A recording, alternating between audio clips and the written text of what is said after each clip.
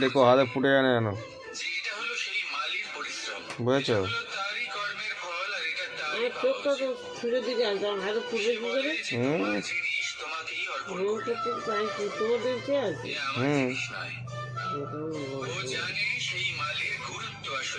এক্ষুনি ফুটে যাচ্ছে তো।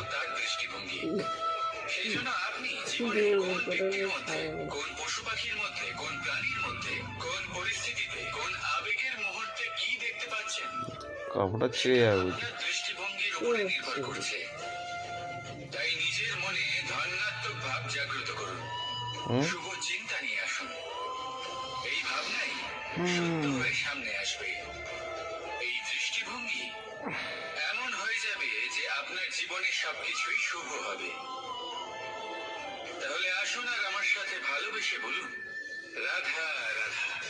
সেই বৃক্ষ এটা বলে না যে দেখো আমি তোমায় আহার করতে দিচ্ছি, দেখো হাতে ফুটে জানে জানো, এটা হলো সেই মালির পরিশ্রম, বুঝেছো? তারই কর্মের ফল, আর এটা তার চোখটা তো ছুঁড়ে দিয়ে জানতাম হাতে ফুটে কি করে জিনিস তোমাকেই অর্পণ তোমার দেখতে আছে। ও জানে সেই মালির গুরুত্ব আসলে কি, এক্ষুনি ফুটে যাচ্ছে তো। তার দৃষ্টিভঙ্গি।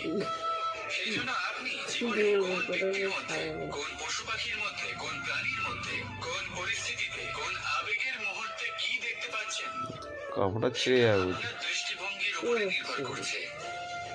তাই নিজের মনে ধনাত্মক ভাব জাগ্রত করুন, শুভ চিন্তা নিয়ে আসুন। এই ভাবনাই সত্য হয়ে সামনে আসবে। এই দৃষ্টিভঙ্গি এমন হয়ে যাবে যে আপনার জীবনে সবকিছুই শুভ হবে।